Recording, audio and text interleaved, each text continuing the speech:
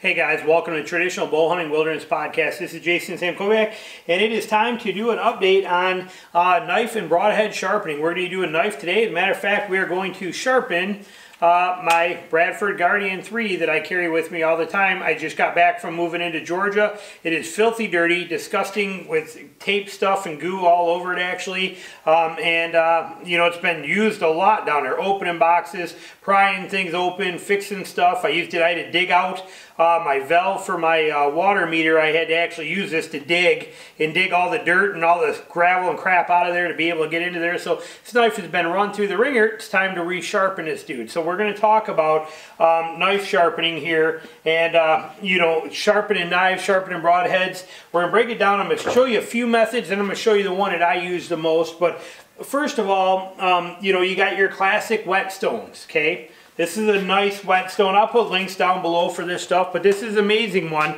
And a lot of guys that sharpen knives professionally, they love this two-sided, you know, this stone, what is it, 1,000 and 6,000 grit water stone. And a lot of people absolutely love these. I do okay on them, but not good enough that, you know, like I said, I've got a few, but it's just, I can't promise that I'm the best with it. So, but that's a good option if you want to use something like that. They work good.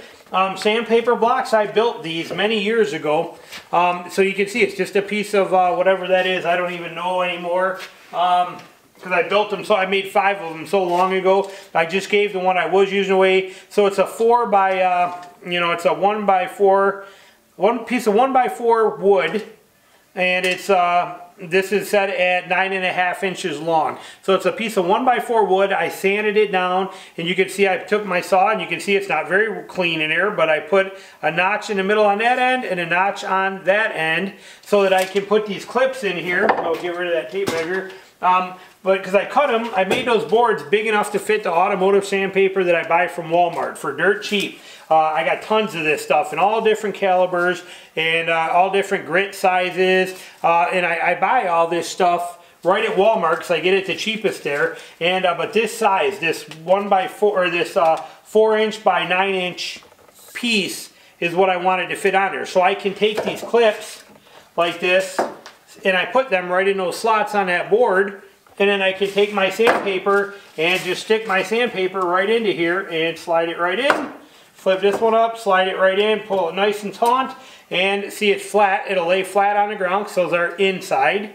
And I got a nice surface to use on there. And then I take this, just a piece of, you know, my wife's leftover cabinet sticky stuff for under rugs, and I can put that right on there, and then that keeps that from moving. Now it doesn't slide around as I'm working it. I just lay that right on there, and I set that on there, and then I can work that. Now if you're using with a whetstone that you saw here on a stone, you can go either way, okay? You can go forward, okay, into the blade, or you can go backward into the blade like this too. You can do either one you want on a stone because it's a hard coarse material, so it gives you that option.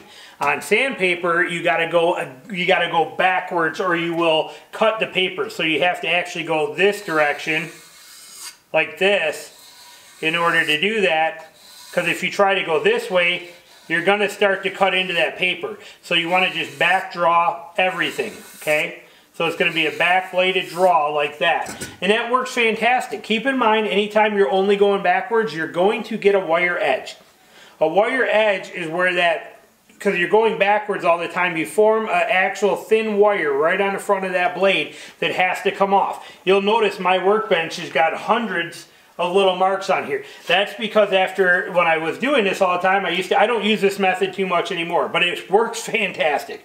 But when you're doing this back draw, okay, when you're doing this back bladed draw set up like this, then coming back all the time, you build that wire edge on there, you got to get it off. So that's why there's all these marks on there. It's from me doing that. That's all it takes on a piece of wood. Any piece of wood you want. Just do that and it's going to knock that burr, that wire edge is going to break off because it's very fine. So if you're back blading only, remove the wire edge. If you're able to go forward, that wire edge will come off, which is why I always finish with a ceramic rod, because then I can take that burr right off the front just like this and get it off there and make it perfect so it's not an issue. So that's how I get rid of a wire edge. But like I said, that right there works great as well too, and then you'll see if it needs to be touched up anymore.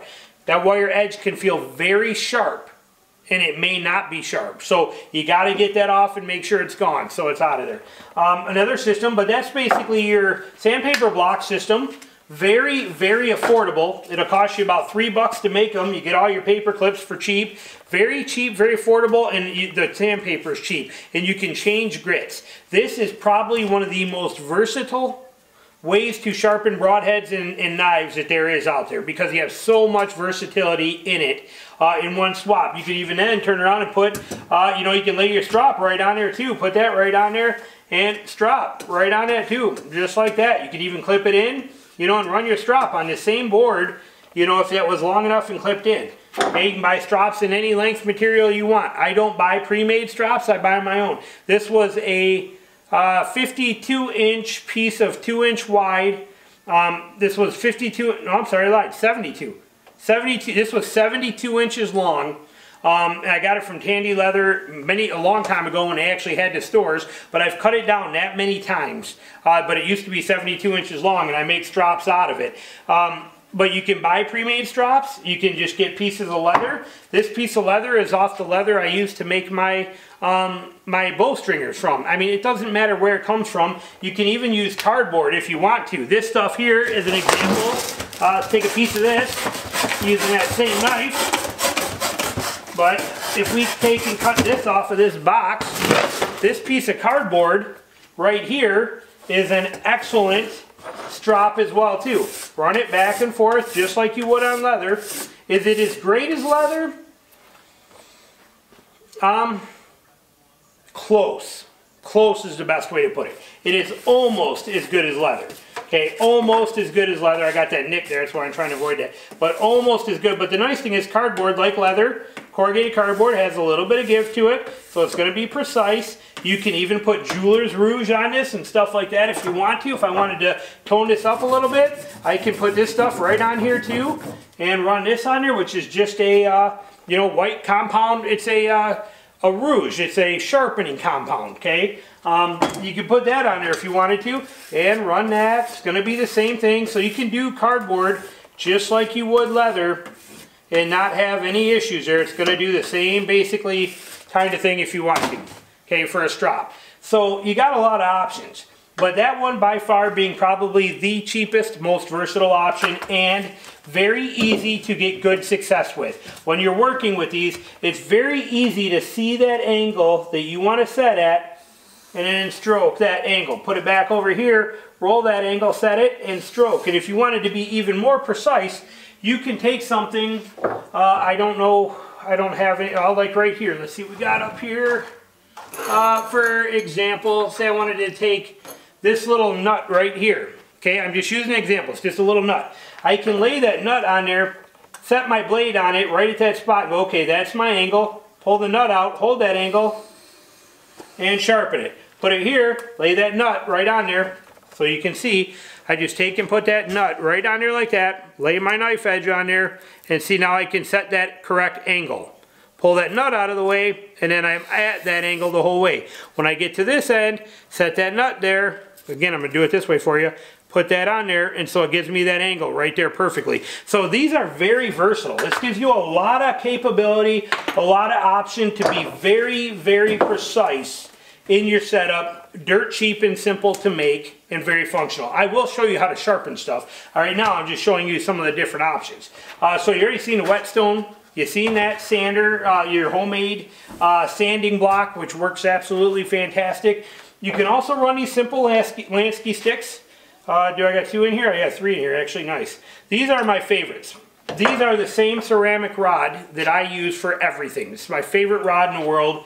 It's a medium grit rod, but I buy them as a kit in this Lansky box.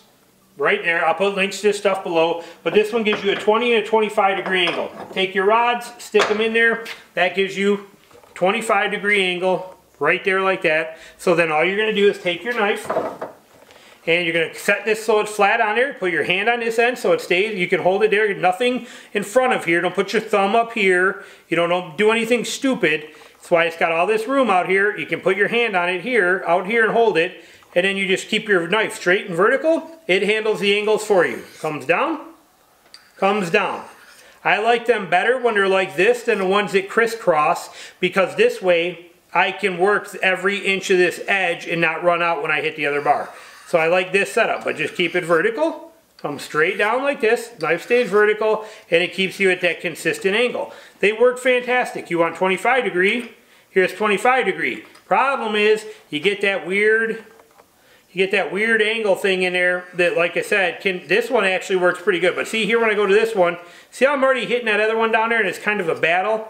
So I gotta kind of fight to get, I'm losing some wiggle room. I like them better when they're set up this way, and I actually like 20 degree better anyway. So, but these things work excellent. They're fantastic. I use them, all I use them for is to store my rods.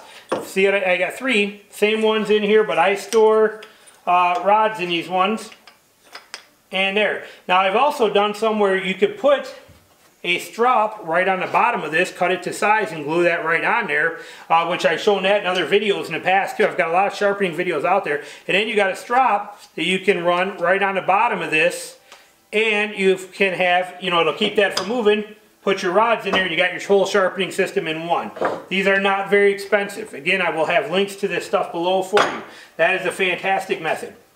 File method works great too. Many of you guys are familiar with them using files for a broadhead. Files work great on knives too, okay? Oh my God, what's he doing? Don't worry, okay? I'm not scared. Files work fantastic on knives to set your bevel.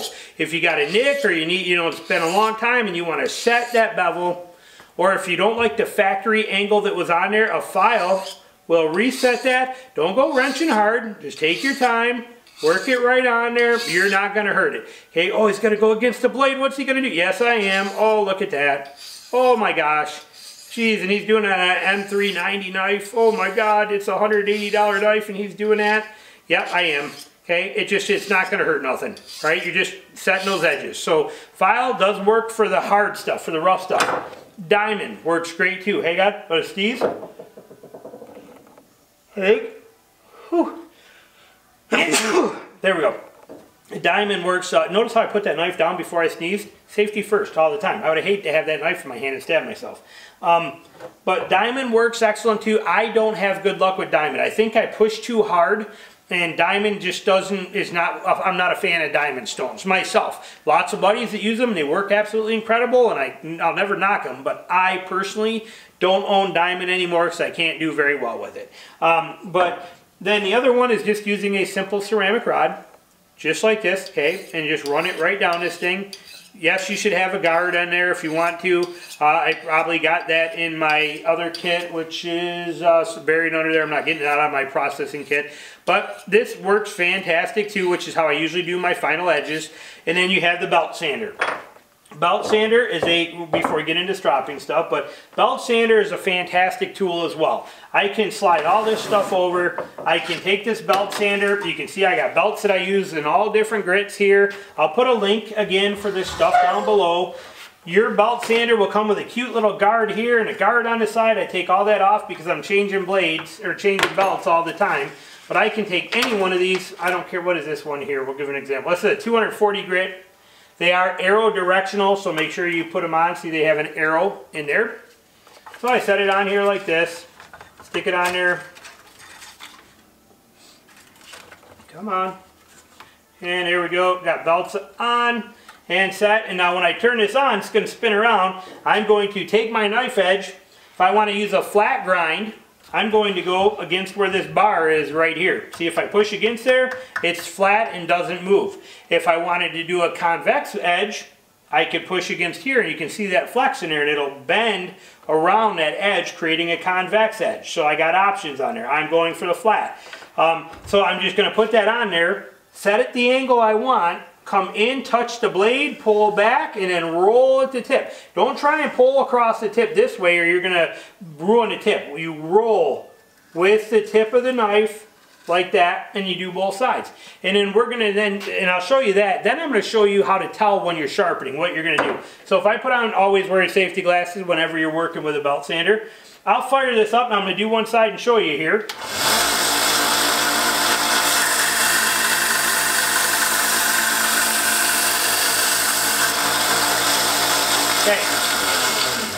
Now, we did that side, okay? You can see on here that that side, all cleaned up. You'll see that bevel glowing in there. See that shine? That is that side sharpened. That's the side I just went across. How do you know when you did it enough? You need to create a burr. So we just did this side, which means as that blade went up, this edge now looks like this, okay? It goes this way and curls over because we sharpened this side as I pulled that across. So we sharpened this side, which made that metal curl over this way. How do you know it's there? I can feel that. Let me give you an example. If I take this razor blade, it's just randomly sitting here, and I believe, yeah, it's pretty dull, okay? It's just one I use for work and for all kinds of things. So pretty dull razor blade. But if I come on, that's the side we sharpened. If we come over here to this side, I can feel that. See how it's hitting? See how it stops there? Stops there, it won't go past there, it keeps snagging on the edge. That's because it's hitting a burr that's formed there. There's a burr on there that won't go past. If I go on this side, that thing just slides right off. No big deal, because that's the side we sharpened. We got rid of it and curled the burr to that side. When I come back over here, snag, snag, snag, snag, it's hitting on that burr. So we know that we have sharpened this side over to the other side. This side's already done for what we need right now. There's nothing else we can do here. If we just keep sharpening this side, we're just going to make that burr bigger and bigger and bigger on that side. We already have a burr everywhere, all on that side, so I can feel it. So now we got to get that burr to go the other way. When that's accomplished, we know we went all the way. So here's your point. We know we went that way over to this side, and then we took this side and went over to that side. We know that if we get rid of that, there's a point in the middle. Okay, if you don't get that burr, you might have it offset like this, okay, or offset like this, but it's not exact. You want to get a burr on this side, get a burr on this side, then you know you got a point there in the middle that you can work with, not half and half or different things. So it's important. So we put our glasses on, we take that side off. This side here, we'll do that burr. We'll do it with a, this is on 390, so it would take a while to run it, but we'll do it with a file. So I'm going to take this, we don't need these, belt sander aside. Okay, so we take this, we're going to take that file over to the other side. Again, I'm not picky, I don't care what you do it on. But it's going to take another minute here with the file, kind of go a little quicker for you. But I'm just going to do the same thing. I'm going to create that burr on that other side of this edge. Safety first with all this. Keep in mind, I do so much of this, it's not even funny. But always be safe. Make sure you're protected. Make sure you're not getting your hands in the way of something. Like I said, the cuts are not fun. So make sure you're being safe. Notice I'm going away. If I was doing this side, I would make sure that I'm behind that guard and try to be safer. All right. So always keep that safety factor in mind. So let's see if I got it here yet. I do. There. Now it's not as big, because again, this file's taking a little longer. We'll give a few more strokes on here. Now I'm keeping the same angle with this file as I had when I was on that belt on this side, so that I'm keeping them the same, so that my sharpening angles are the same. Okay, it's important. Again, that comes with feel. Or you can use that nut or something to levelize that, or like a KME sharpener that has that and you can roll it across. There's options out there for you for those guides, you know, to give you that correct angle. Or like the Lansky had the bars set at an exact angle for 20 degrees. You got options there. When you've done it long enough, you kind of learn to do it by feel. But so now we have that burr. Should be a burr. There's a burr. So if we take, where did I put that razor blade? I take that, when I run this, I'm snagging, snagging, snagging, snagging. See? It snags everywhere along there that I go. It catches that burr. You can hear it, feel it, see it? Stops right there. This side shoots right off. Because this side we sharpened over there already. This side, you know, we already took that over there. That's the side we just sharpened. Remember, first time we went across, we sharpened this side and brought the burr to here. Then we just removed, and we felt that burr on this, here, I'm going to put it this way. First time we sharpened, we hit this side here, and then we felt that burr here, then we removed it, we just sharpened this side, now we have that burr right here. So now what we got to do is get rid of that burr that's on this side. So we can come in here like this and take a light stroke to get rid of that. If we want to with a file, Okay, you can do that. Now it's still there, or you can just go right into your ceramic rod or whatever your other sharpening system is to remove that burr and remove that wire edge at the same time. This is what I do all the time, okay? I go from belt sander right to this, to a ceramic rod. You can use a file, whatever you want, but then it's right into here. And again, I do this all the time, so don't give me any crap here, not having a guard. So I do that, and I go, oh my God, that one's razor sharp on that side. That's razor sharp on this side. Back and forth, so you can see, you know, evening that out, just getting rid of it, making sure that burr's gone, and making sure that that edge has no wire edge and no burrs. There it is, okay? So that knife right now, wicked scary sharp, it'll shave. Okay, it shaves right off there like that. All you see, easy peasy. Now, we're not done there. Okay, yes, that's sharp. Yes, we could do this paper test. Everybody loves a paper test. Oh, here it is right there. Oh my gosh, look at that. Oh my gosh, look at how thin those coils are on there. Look at that. Oh yeah, so it does paper. We're not worried about that. That's sharp, but that's not as sharp as we want. So we got that sharp. Now what we need to do, go to our strop. Whether you're using a belt, using whatever it is, using your cardboard. I like leather. I like to just set it usually just right on the edge, because that way I can work like this. I don't have to fight my hand being somewhere. I don't got to do this weird twisting. I like to come right in from this side, strop. Okay, not using much pressure. Same thing, keep that angle there, you know, and just work it back and forth. You want to put compound on there, put compound on there. So you're going to strop this side. Make sure you roll for that tip, and you get that tip really good right there. Okay, so I'm stropping. Do a bunch there, come back, get this side. Stropping is one of the most important things you can do. It is very, very important that you make sure that you strop that blade. Usually inside the house, I didn't bring it out here. I got a bigger piece of leather so I can go longer strokes and do it really well, but this one is working, and I could use it for the example of putting it on there. So that's why I brought this little piece. But strop, cardboard, like I said, works really good for this as well too. I know some people are going to say cardboard is not as good. I beg to differ and call them pretty close. You know, I mean, especially when you do the final stropping the way we're going to show. But if I pull that cardboard out of there, I set that cardboard there, that cardboard is going to do a pretty dang good job of stropping that edge and making that come in and getting that like we want, nice and sharp. Does a very good job. So you can strop it, which normally I would do about 5 times longer than that. I want it good and stropped well, so I'm going to say I spend 5 minutes per side of actual strop time. 5, you know, 2.5 here, 2.5 here, 2.5 there, 2.5 there for about a 10. I like to strop. When I'm done, secret weapon. I've shown you these in other videos. Blue jeans, okay, denim blue jeans. Okay, you see I got bunches of pieces here, and I carry them in my bow hunting pack, or in my arrow case. I have them everywhere. They're legs from old jeans, but they are fantastic. If you take this and set this on something here like that, if you want to, we'll put it on something that'll give it a little more height. Okay, we'll run it this way. I'll fold that over and set that on there so I can hold it.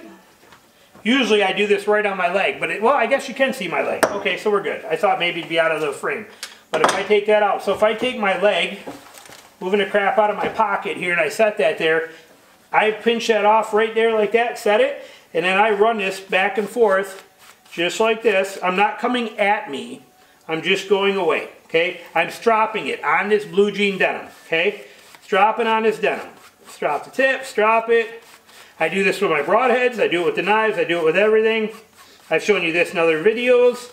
Now this, again, being M390, it's a very hard steel. So this, I would be doing this for probably 10 minutes, you know, total, 5 minutes on a side. Because this steel, it holds an edge pretty well, but it sucks to sharpen.